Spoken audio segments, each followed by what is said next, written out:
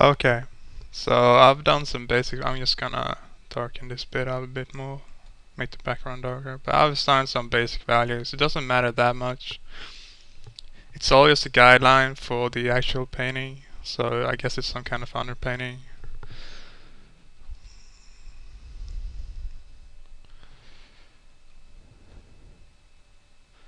I like to go like darker than I intend and just add more highlights later instead of attempting to get this to look like it's gonna do in the end.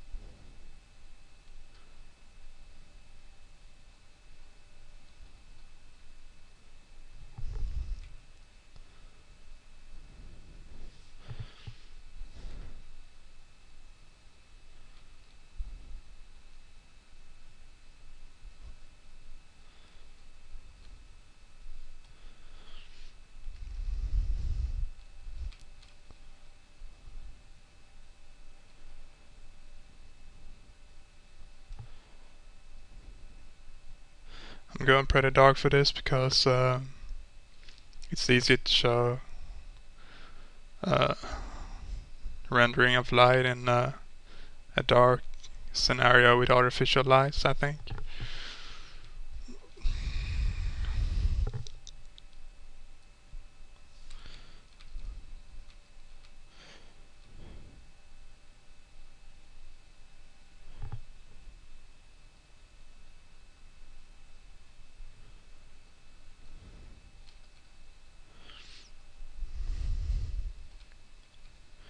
Alright, that will do for now. Now I'm gonna start a new layer and I'm gonna decide my light sources. I almost always go with two light sources. I have one main one that's gonna be hitting the front of her face, and then I'm gonna have a secondary one hitting the side of the face to create like a sculpting light to show you like to show the viewer the forms of the head and stuff, make it pop out of the image. So I'm gonna do the main light coming from like up above here, sort of the side. And it's gonna be pretty strong. It's gonna cast some. It's gonna do some cast shadows and stuff. I'm gonna have the secondary light coming in from the side and slightly below, I think. Like so, maybe. I usually experiment a little bit, so I apologize for that in advance.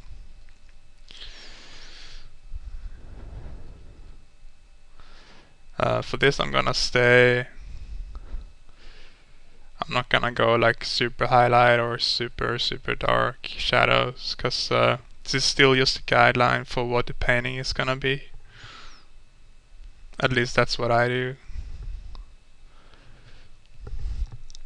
I don't need this to be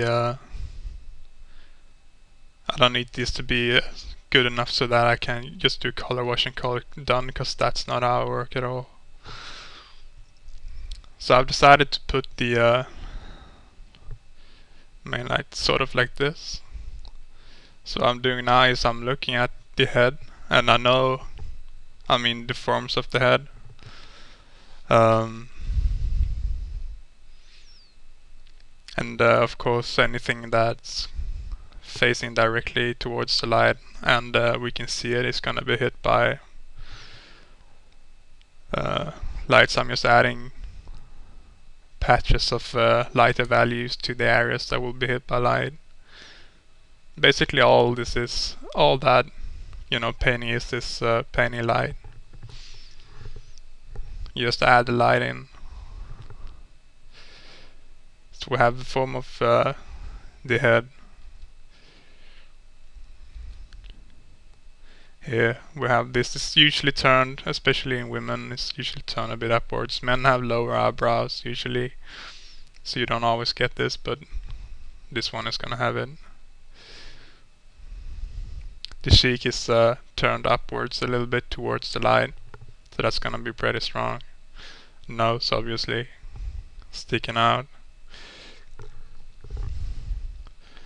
Upper lip, lower lip definitely, and chin.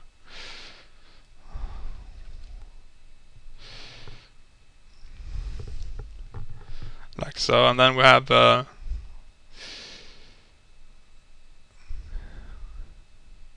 this is like the light is coming from this way, so but it's still gonna be hitting most of the face. It's easy to go too dark on the other side, but it's actually gonna hit most of the face.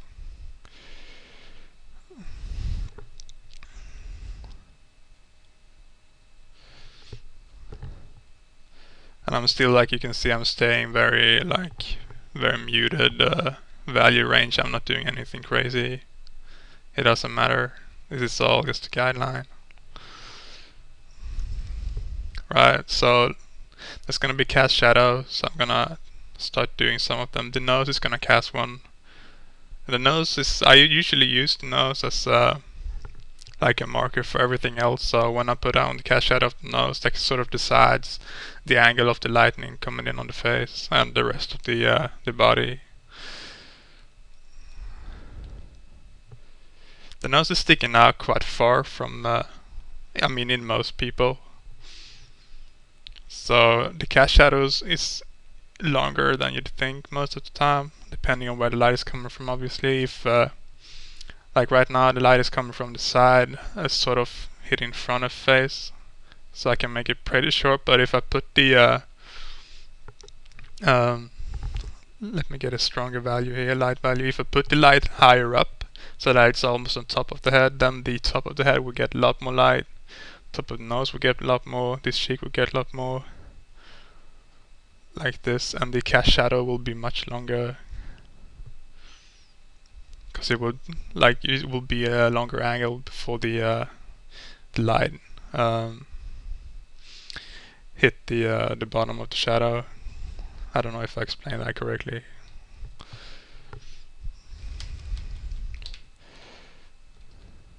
But that's not what we're doing now. This light is gonna be it's hard to explain really. It's like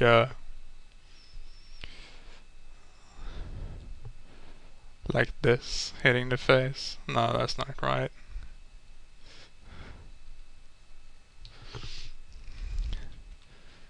It's like an angle coming from behind the camera, sort of, but very far up.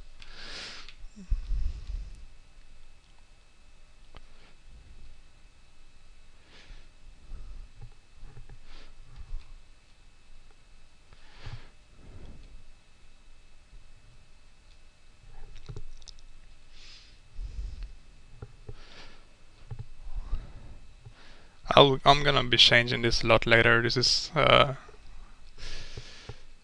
probably not the final angle of the light. I don't know. We'll see. Then the eye sockets are gonna be darker. It's gonna have a cast shadow, although it's not gonna look like one, but that's what it is. And the lip, upper lip, it's gonna be a little bit darker, because there's a round form here.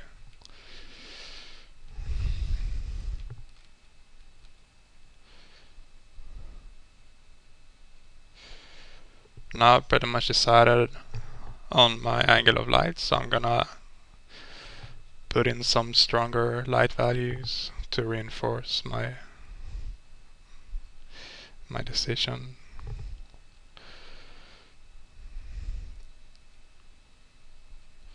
It should be noted that I'm relying pretty heavily on Photoshop's um, advantage of being able to paint over stuff over and over again. So I'm like, it's more like sculpting than actual painting a lot of the time, for better or worse, I guess.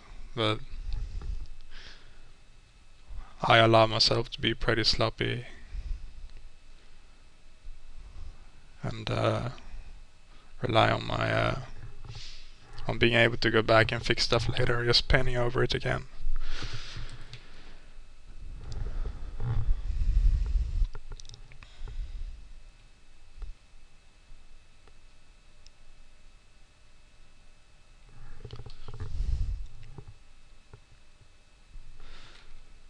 It's gonna look like shit for a long time. You just have to deal with it, cause this is how I work. I let it look like shit until I start actual painting.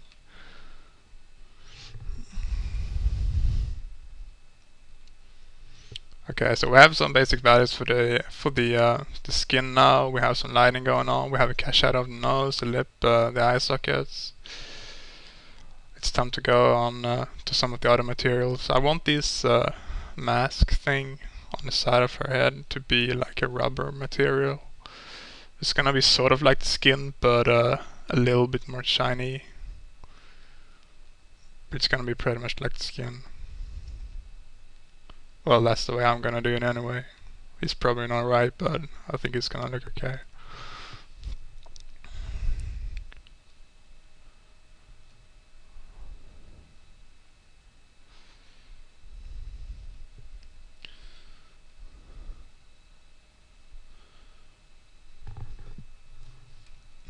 It's not gonna reflect as much light as the skin, but it's still gonna be like a widespread light distribution. It's not gonna be like metal. I'm gonna go to the metal soon. I can probably let it be like this. It's not gonna reflect like highlights or anything. Now, okay, so for the metal is different. I've chosen a very dark metal surface, and I'm just gonna increase the value just a little bit, so indicate where the light is coming from. Because normally metal has some kind of texture, like it's a little bit matte. It's not gonna be like super shiny. Sometimes it is, like chrome and stuff, but it's just gonna be metal, shiny, but it's gonna have some surface texture to it. So that's why I can show a little bit of where light is coming from. Add some lighter value to this very dark metal.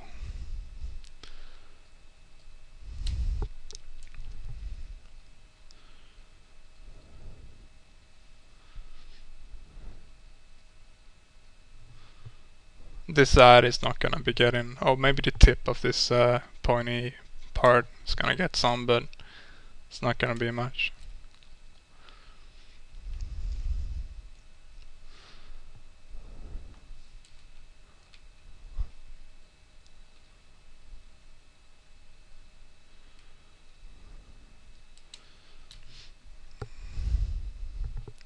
Right, so now I'm gonna add the actual highlighting of the metal, because metal, like, this is the way I do it anyway. So now I had this very dark surface first, it was the metal surface, then I added just a little bit lighter value, because the light is like spreading in the metal, but then there is like a film, like the actual reflective property of the metal. That's what I'm gonna do now. So I'm gonna take a pretty light value and try to find a form. So it's going to be something like this, I think, with the light is hitting, because the metal is going to be reflecting the light source directly. It's not gonna be super accurate now, because like I don't know what this light source looks like. Because if it was like a bathroom light or whatever, it would be different from if it was just a spotlight or, you know, the sun. Or so this is just some imaginary source of light.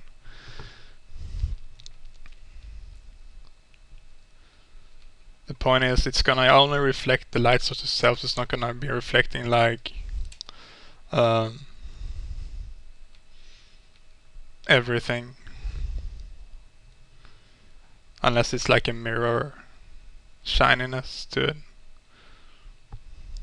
But if the metal has some texture to it and has some surface texture, it's not gonna be reflecting everything. It's only gonna be reflecting the strong lights. It's like holding up, like if you have a piece of metal outside and you let the sun reflect in it. If it's a little bit textury and like worn down, it's gonna reflect the sun very strongly, but it's not gonna be like reflecting the sky, because like a sky is emanating light as well in a mirror. But it's not gonna be reflecting strongly in that kind of metal. But if it was like very shiny metal, it would be reflecting the sky as well. But in this case, it's just a light source, a strong light source.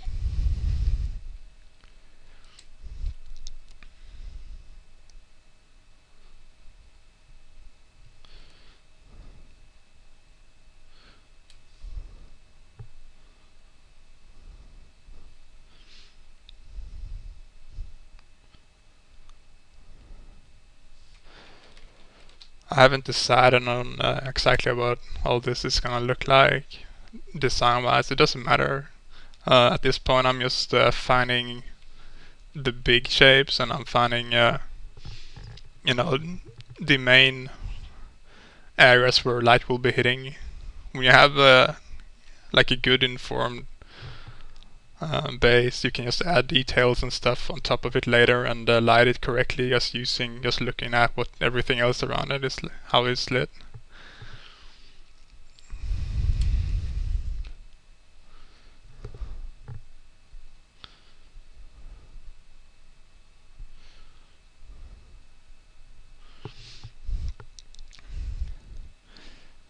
A lot of people make hair very, very shiny. I mean, hair can be very shiny, but most of the time it's not, unless you have some kind of product or something in it. If the hair is, or if it's wet, I guess, but just dry hair hanging down, it's not gonna be extremely shiny. It's not gonna be like metal at all.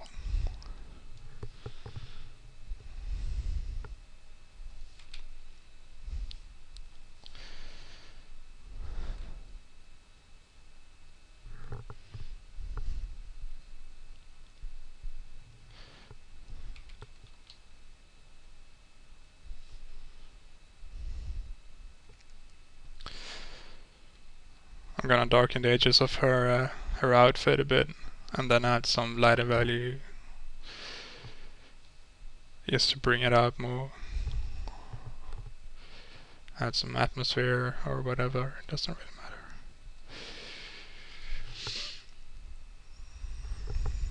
matter. Okay, so what I've done now is I've to some extent set up my main light source. I'm gonna have to add some shadows to her neck here. And this, the material of this outfit is supposed to be like some kind of pretty heavy fabric. So it's not gonna be reflecting. It's pretty dark, and it's certainly not like shiny, so it's not gonna be reflecting that much light. So I'm basically just adding a little bit of darkness to the shadow areas of it. It's probably gonna go pretty close to super dark in the shadows. But I have a main light now, so I have this light coming from sort of from behind the camera, hitting the face, just coming from behind us at an angle like this. It's I don't know how to illustrate it really, but that's what I'm doing. But I want two sources of light because I want something that pops her off the canvas instead of pushing her into it. I'm probably not explaining that very well, but I'll show you. So I'm gonna add something that comes from slightly the side, down from the side. And it's gonna be a powerful light. It's gonna be like a spotlight. So that's what I usually do. But it's not gonna be hitting like everything. It's just gonna be coming from the sides. It's only gonna be hitting like the sides of everything. So I'm gonna start with the face.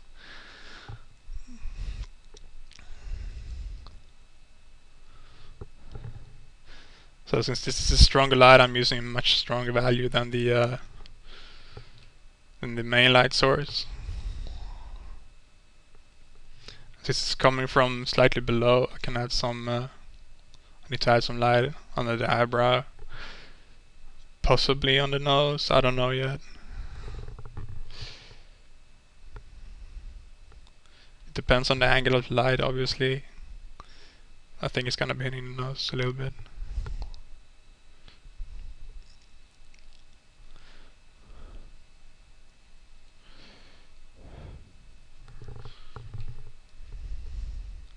You have to be careful. I mean, if it's a really strong light, everything is gonna have a powerful, like,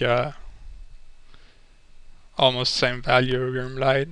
But if it's anything like a normal light, the properties of each material still apply. So, I mean, a lot of time you see people do like when they do like this spotlight thing, when they do a secondary light source, they will do like almost white, and they will do like white everything, so white hair, white metal, white rubber, white skin.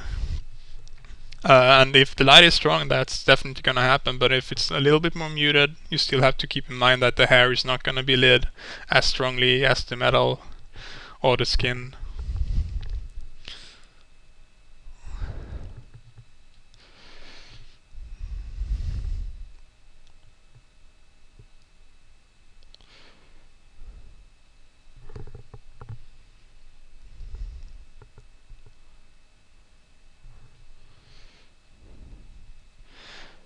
In this case, the metal will be almost white. I think it's gonna be very close because it's such a strong light. It's making like already making this rubber very reflect a lot of light. So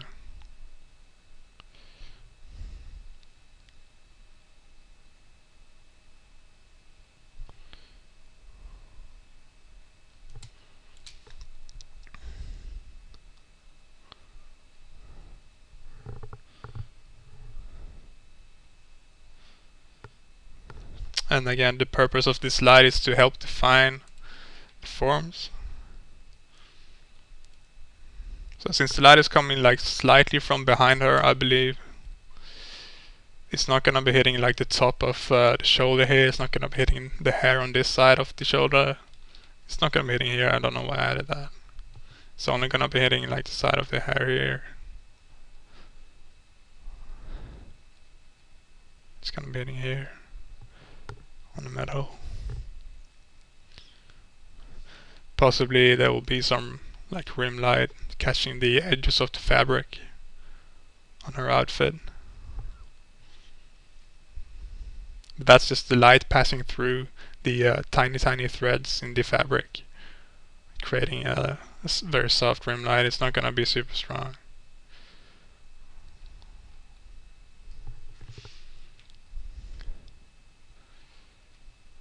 So the opportunity with this side eye is that I can show like a shape. I can show shape in the hair. I can show the shape of the face like this. We can now see that it's like a 3D shape.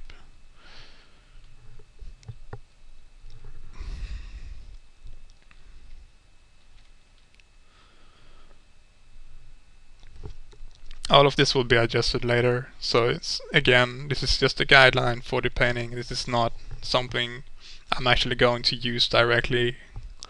I'm gonna be adjusting all these values by hand when I'm doing the actual painting later. So we can also, like at this point, I will probably just go on and start doing the colors, but I'm gonna just do a few small things.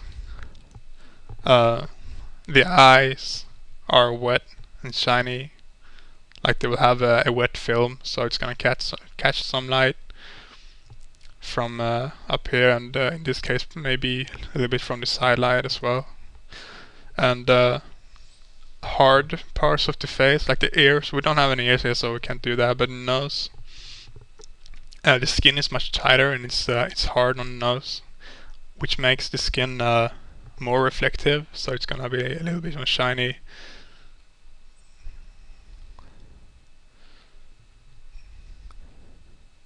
And places like the forehead as well, because the skin is wrapped more tightly around the skull, which makes it more shiny. And lips are usually a little bit wet as well, not always, but you know, for effect, we're probably gonna make them a little bit wet.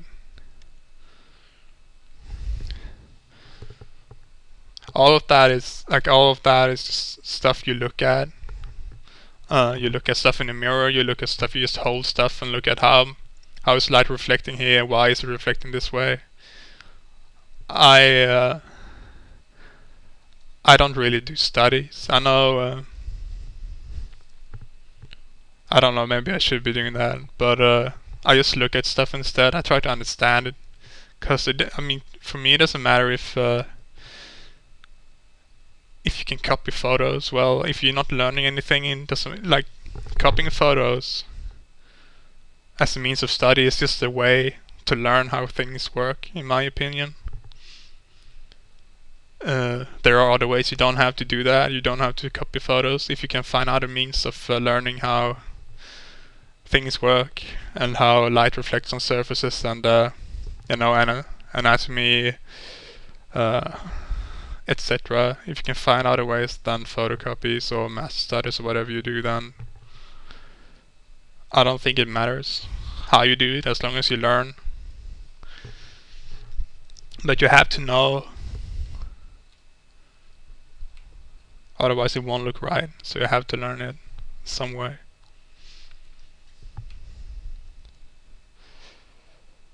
But having like general guidelines for so, like, after a while you learn that, well, okay, so metal will reflect this way, skin will reflect this way, and so on and so forth. So, and then you can apply that to like everything. So that's how you get, I think that's how you get better at painting from imagination.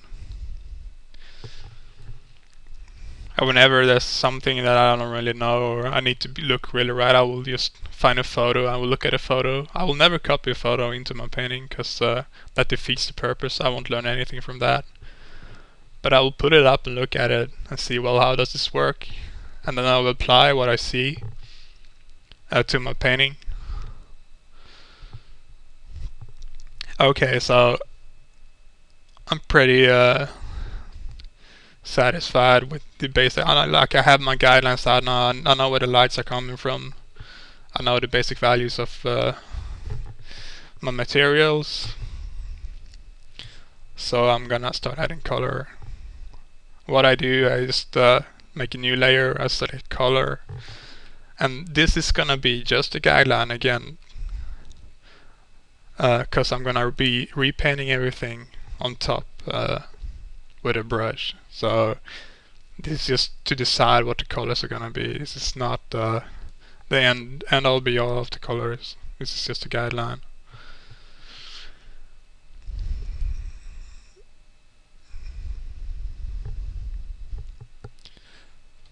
So I usually select a pretty desaturated base color first, because I don't know, I just don't like doing color on the grayscale thing. And I might end up changing this a lot, I don't know.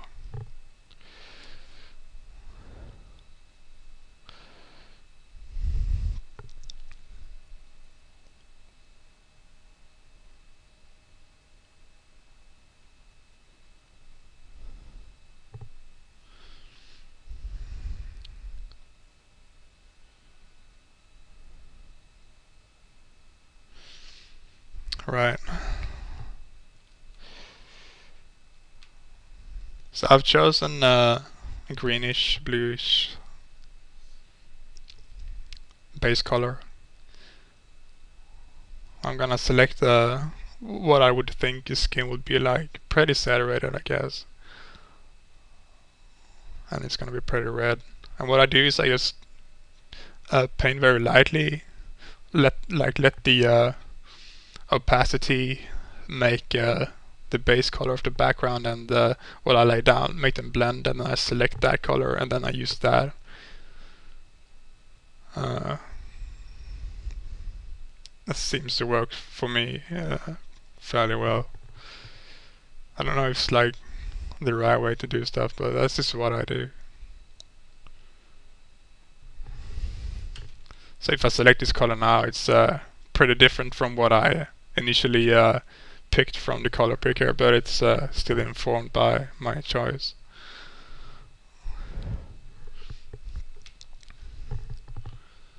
So then I'll go about do the same with the rest. So like I want the rubber to be like slightly purple-ish.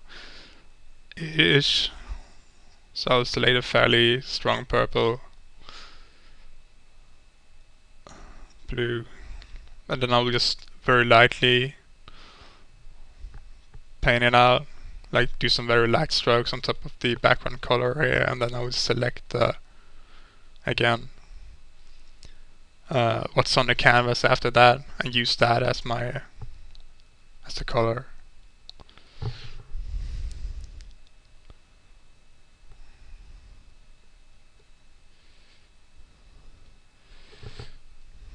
Usually this ends up giving me a pretty desaturated color wash, but that's alright because it's just a guideline.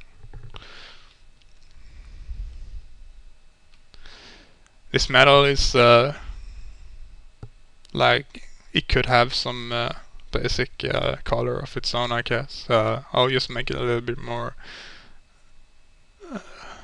yellowish gray, like towards brown, and desaturate it more.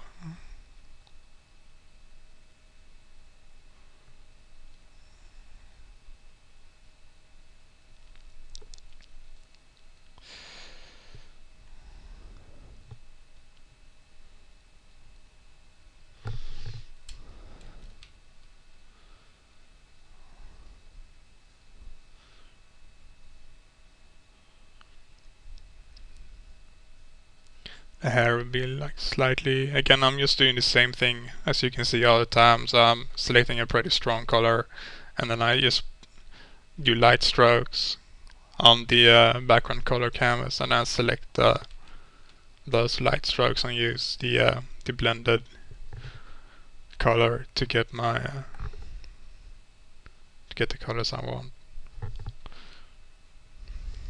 At this stage it's still just base colors, so I'm just doing one color for each part, pretty much.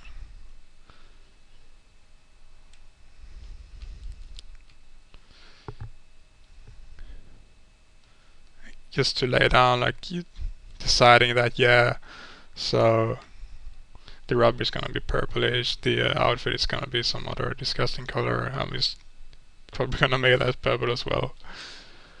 I don't know what I'm doing at this point, I'm probably gonna have to change this.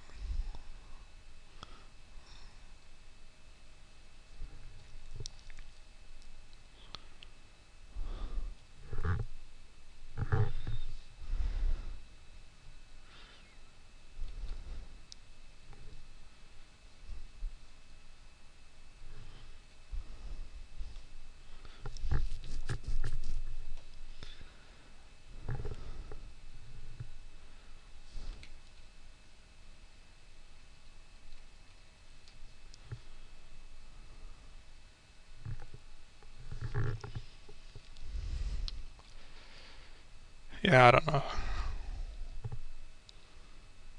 Maybe that's okay. Okay, so this is just base colors now. I'll add some other values soon, like some other color values, but first I'm gonna decide on the color of this strong secondary light. I usually try to make it like, so this is all pretty much green and blue right now, so I'm gonna go for something red or pink or or jello or something, I guess, for the side light. Something pretty colorful and saturated.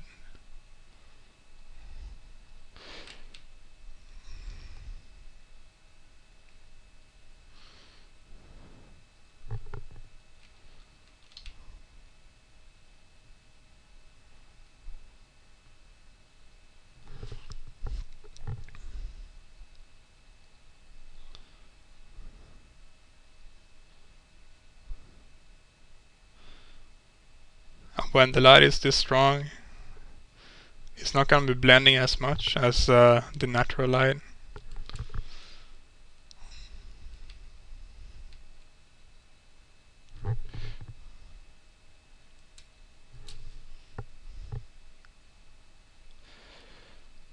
Yeah, I think this pink works well enough.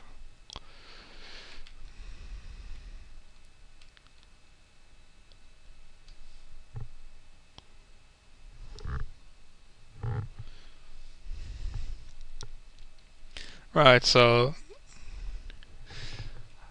what I often do is I let this the main light be like a natural light, so it's gonna bring out.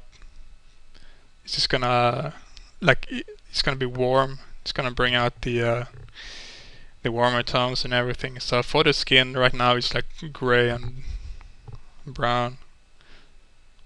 I'm gonna take a red, bring it up towards lighter and more saturated, and the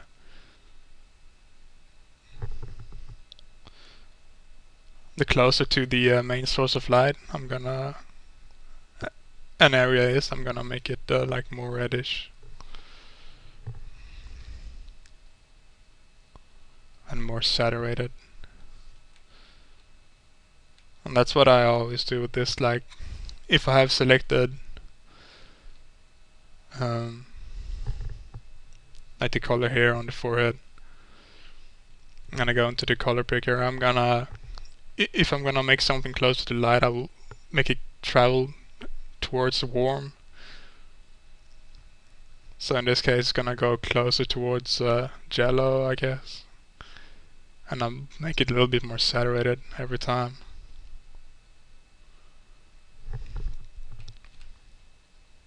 It all depends on like the surface properties. If I mean, this doesn't look very correct right now. It doesn't matter much, but like some areas will have more blood in them, so they will like become more red instead of going towards warm. But as a general rule, the stronger natural light is hitting anything, it's gonna be more saturated and travel towards warm. That's the rule of thumb I use personally anyway. Maybe it's wrong, I don't know. I'm gonna do the same with rubber here.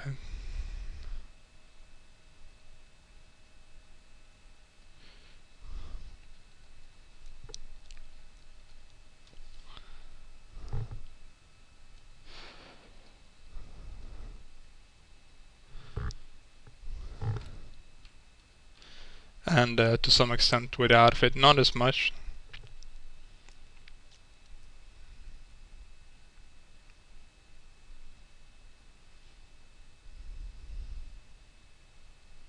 Because it's not really reflecting that much light.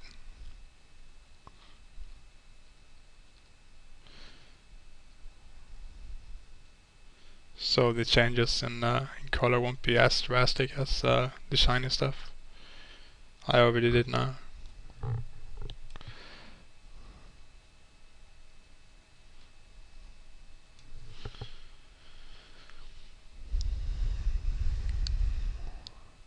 And now everything is absolutely skewed and looks terrible, but that's alright. That's why painting digital is so great, because we can fix it later.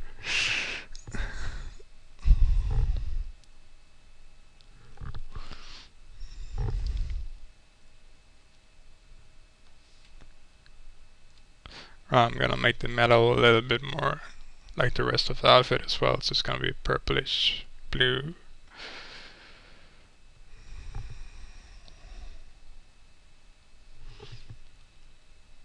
And since the light coming down here is sort of natural light or whatever, like a white light or slightly warm, the metal reflections will just travel towards yellow. That's what I usually do anyway.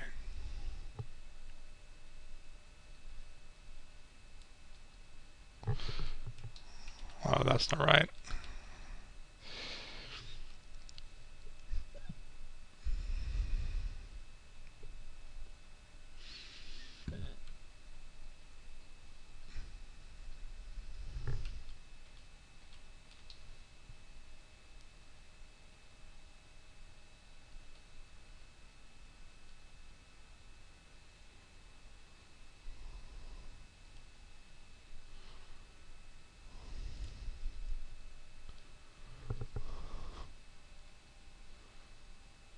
Again, the beauty of digital, you can just experiment until it turns out looking okay.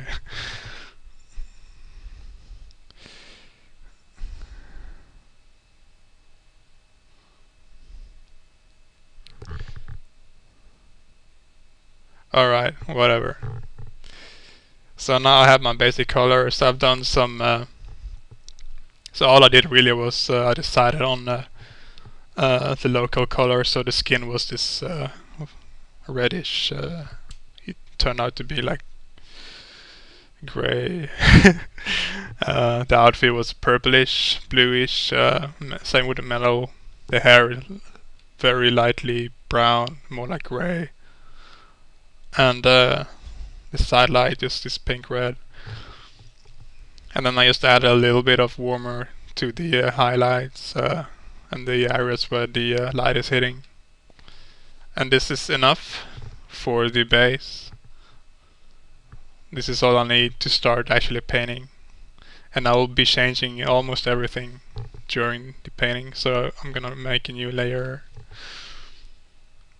and just go in and start doing like the rendering and start changing colors and everything. I'm gonna start with the face.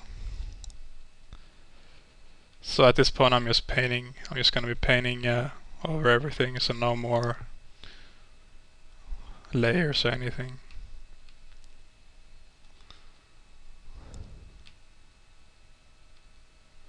At this point I usually just flatten the image. I'm not gonna do that now because I don't know, maybe having these layers will be useful in some way, I don't know. But what I normally do is I just flatten the image.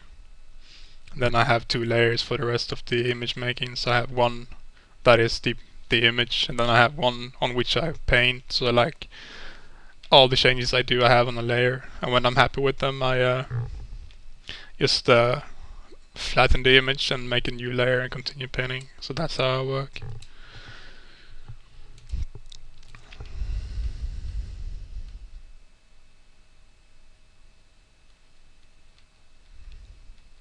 And sometimes if I have like some special effects or whatever, like I don't know, spells being cast or something that I want to be unaffected by what I do, I will have them in a separate layer. It's pretty rare though. I really like to see everything being hand painted. Even if it's digital, I still don't like, you know, shitload of texture brushes everywhere, just super sketchy and stuff. I don't really like that. I like the look of single brush work.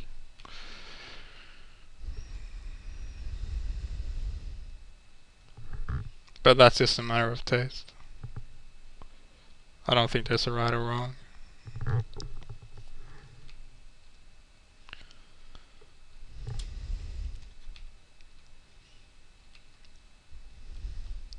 So from this point on it's gonna be pretty slow, I'm sorry, because I'm just gonna be doing a light render of this. But basically I'll try to explain what I do. So I set up this side light, so what I'm doing now is I'm adjusting it and making it hit this form correctly. So I'm looking at, like the light is coming from the side like this. Oh shit. So it's gonna create a hard cast shadow of the rubber material against the skin. And I'm gonna take some of the base color of the material and put that in shadow.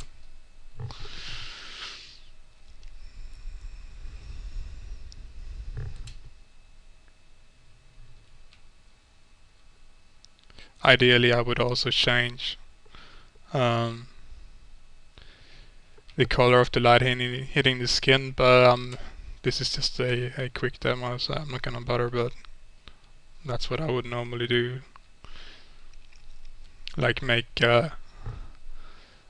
this light slightly more purple. Well, I guess I can do that.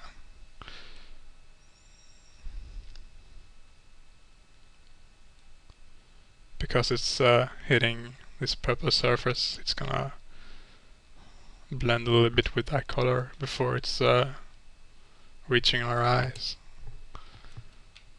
And this is gonna be slightly more red because it's skin.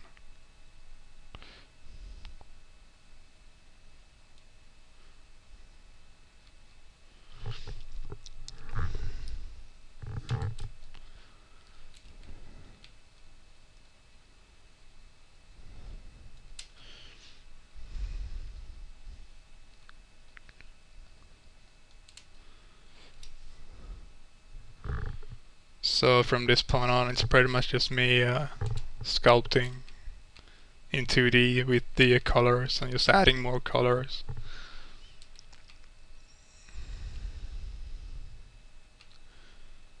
I'm gonna have to do something about her expression. It looks so depressive right now.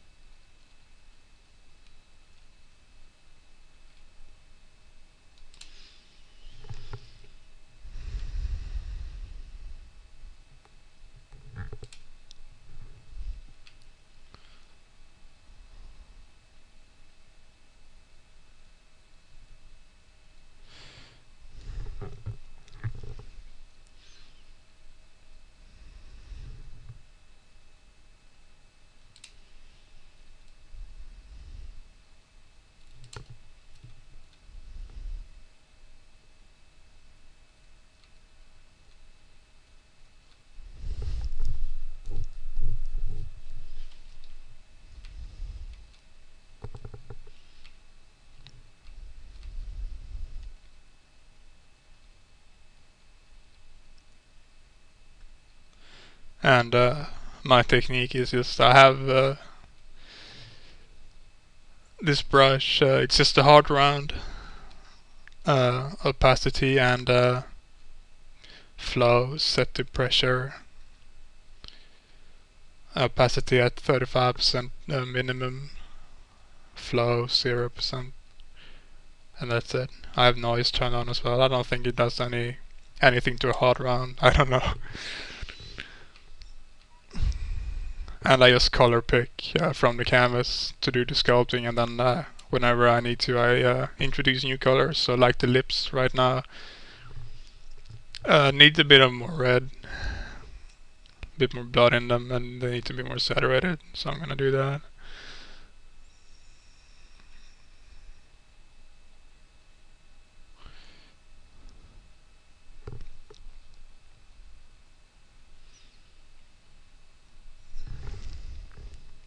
I really personally don't believe you should rely too much on the color washes, like doing overlay layers and color layers and stuff. That's just, it should just be a base, like an underpainting,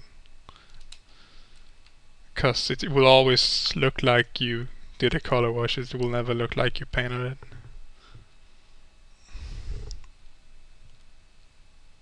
But again, that's just a matter of taste, I suppose.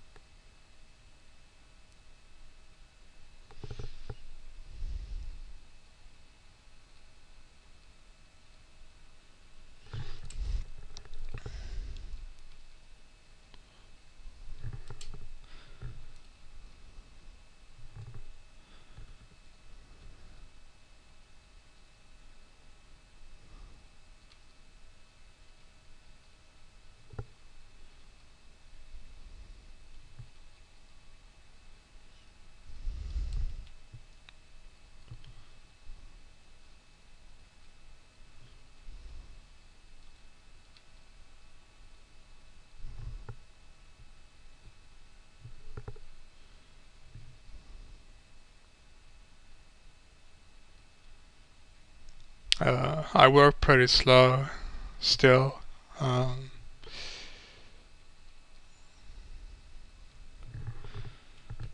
and I will stop and just look at what I do sometimes for extended periods.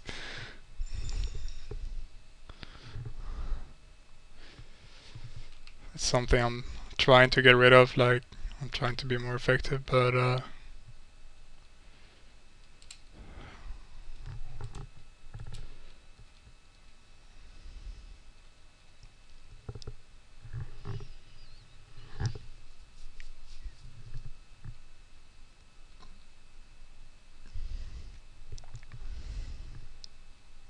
so I'm using the cast shadow I decided for the nose. It's actually not what I want. I'm just gonna adjust it, but I'm using that as a guide for everything else in the face. And that, like, if you do full body stuff as well, like I usually find like one thing that's casting a shadow the way I want it to cast a shadow. So like that, it becomes uh, what I then use as a reference for everything else. So I look at that and compare it to the other cast shadows in my painting, and then I compare them and ask myself if the other ones are actually correct, if they actually work the same way as the first one I did.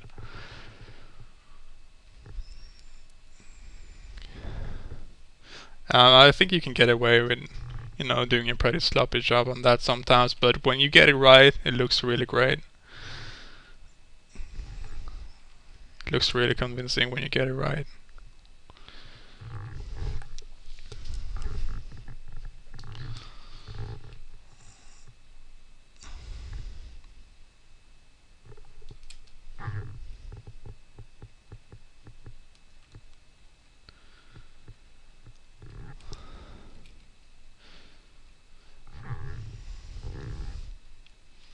So the stuff I'm doing now is just applying what I know from my imagination of what the head looks like. A lot of it is probably gonna be like wrong.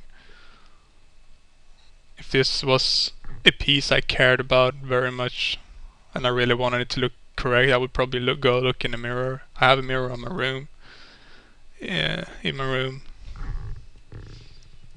and I have like a satellite uh, lamp I use to like light myself looking at the mirror sometimes to try and figure out if I'm doing everything right in painting.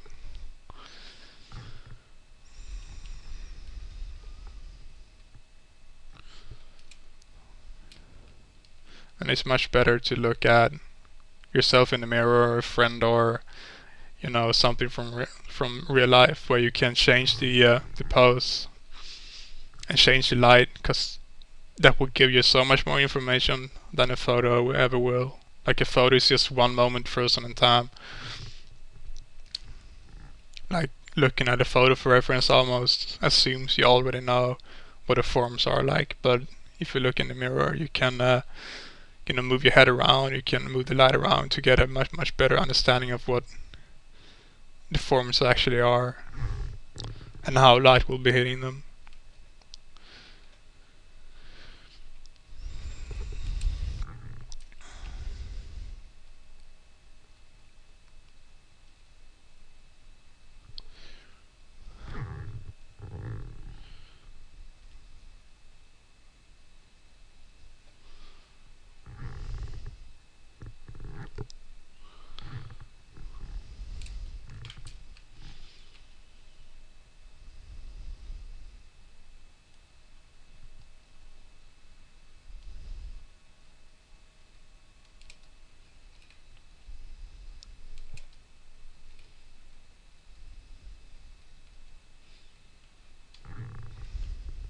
And this kind of thing is pretty hard to pass on, I think, like with the video, because it's something uh, you kind of have to figure out for yourself. Like you have to see the stuff in reality to actually get a um, a grasp of what they are, what the forms are, how light will work on it. It's like a case by case basis. It's not like you do one thing and suddenly you know everything about light and form. It's something you have to keep doing. Like every time you encounter something new, you have to paint.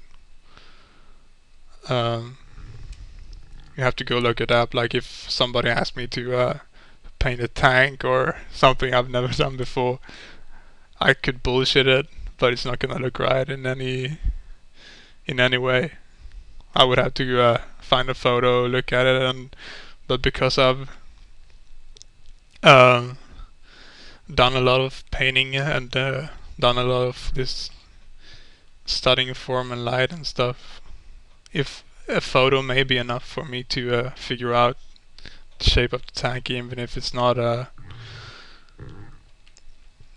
from every angle or so, it may be enough with just one photo.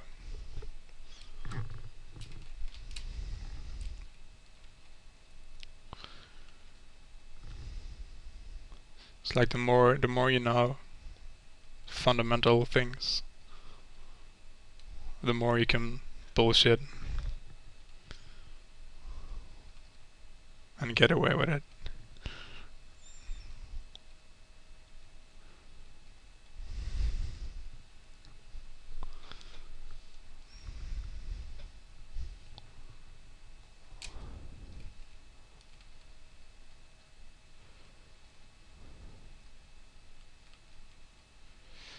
So it's a little bit skewed right now when I flip it. I try to stay away from using resize tools and stuff now because I'm trying to get better at just getting it right the first time. But I will still do that, like use selection and transform and stuff if I have to.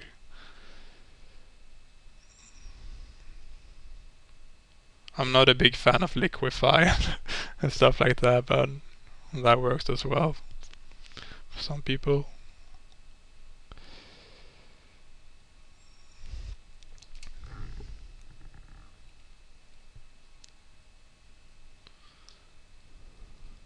I try to do as much as possible just by hand.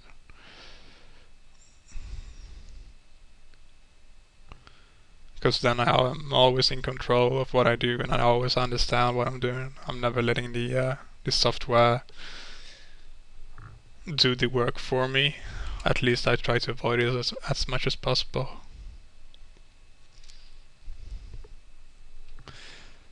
The nose area usually has a little bit more blood in it. It's gonna be a little bit more red. Not always, but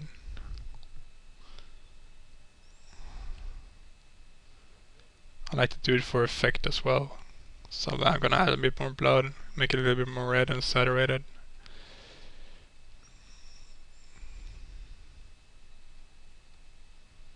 I'm gonna do the same with the cheeks, just cause.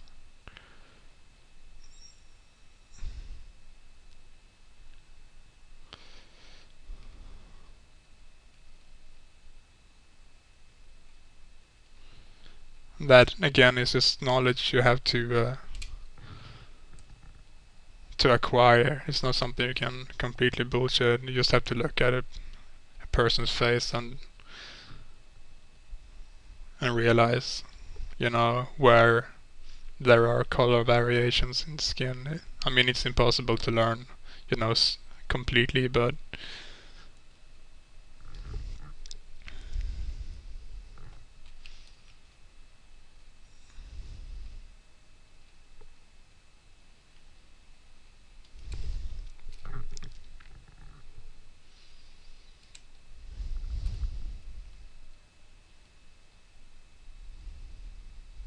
and because I changed the color of the nose, now I'm gonna also change the color of the highlight to be a little bit more orange.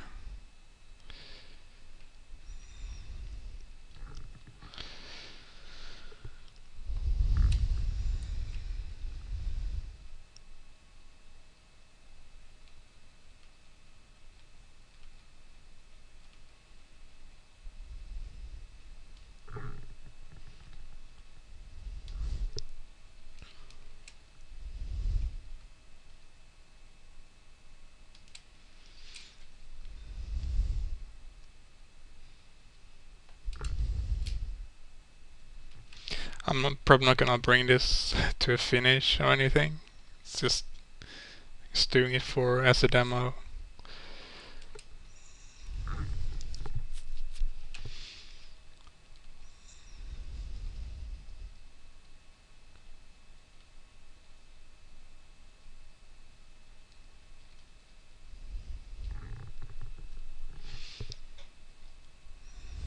So now I have these metal spikes sticking out from her head, kinda like ears.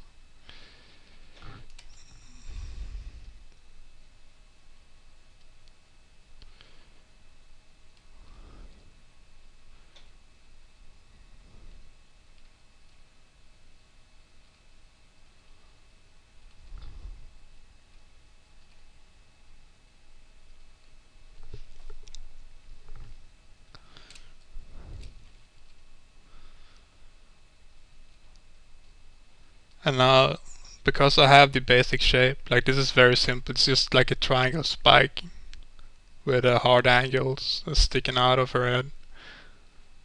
But since I have the big render and basic values and stuff, I can easily change it and add details. I'm gonna turn this into kind of like an ear, so I'm gonna make an opening.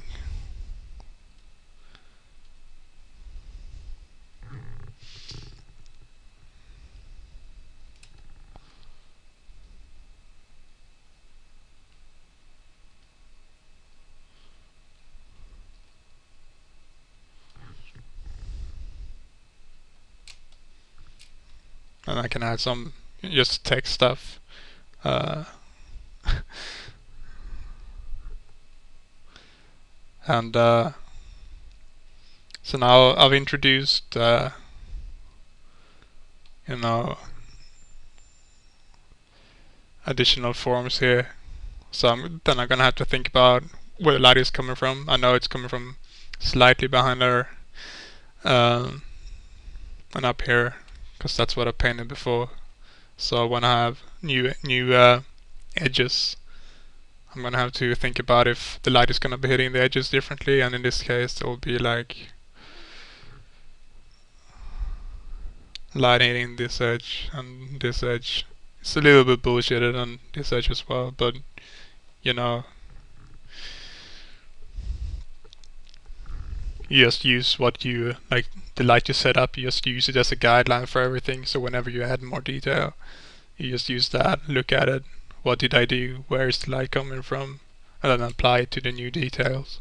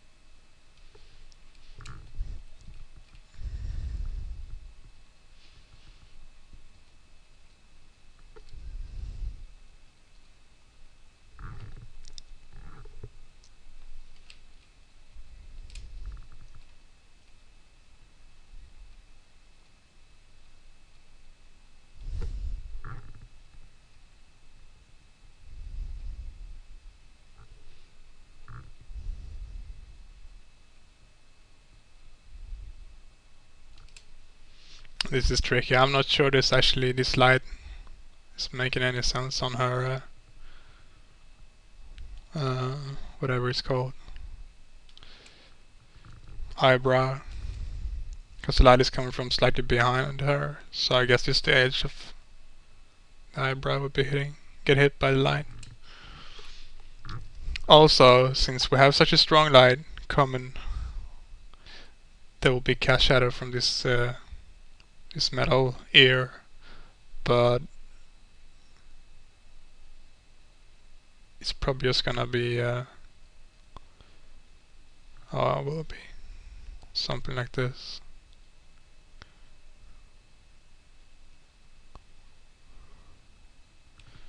This is very difficult to get right without actually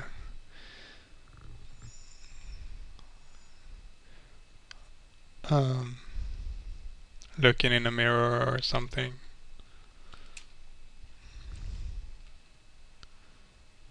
At least it is for me. Like you can try to bullshit it and do a decent job with it, but chances are it's not gonna look correct.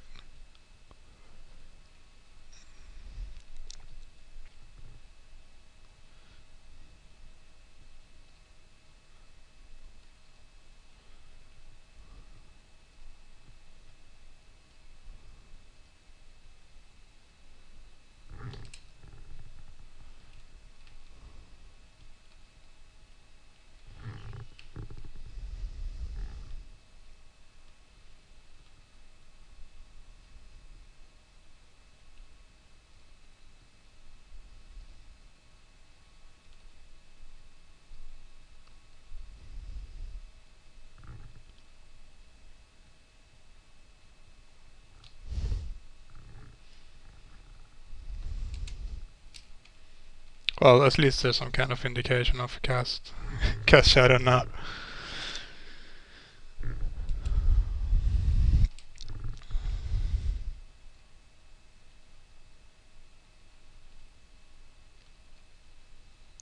Again, if this was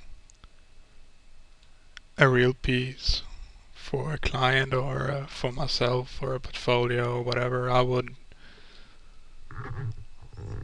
probably make like a scalpy model. This is something I stole from Dave Repose as a trick to make like a really shitty scalpy model. Doesn't really matter if it's like smooth or anything. It's just and then just hold it in my hand and look at it in light from my desk light to see how the cast shadow works of the different forms.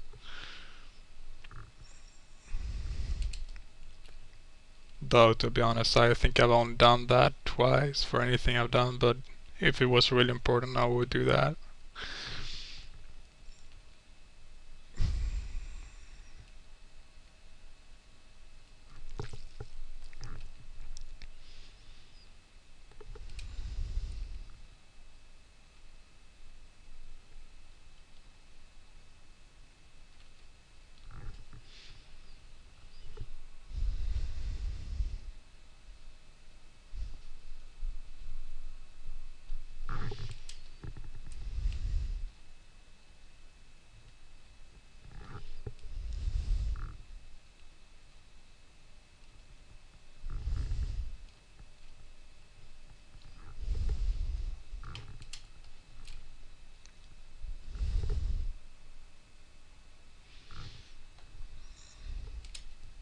Since I started with a pretty muted value range, like I don't have there is some really dark I guess, but there is not a ton of like super light. I can start adding that now. I don't like to do that in the when I make the guidelines and stuff, because it will just look messy with the color wash, in my opinion. I think it looks better to do it by hand afterwards.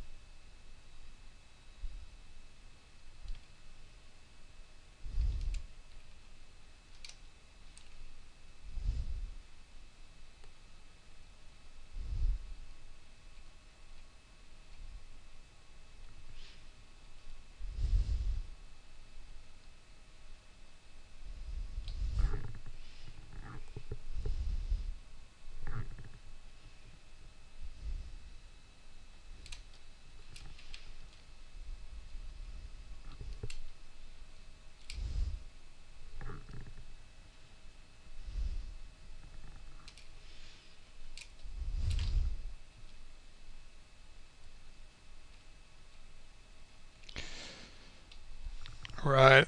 So I'm gonna stop recording now.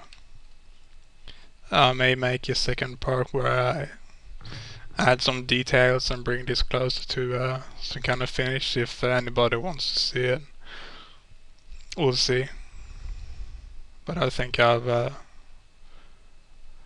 covered how I get started with an image and what my method of rendering is, how I think when I do this stuff. But we'll see. So goodbye for now.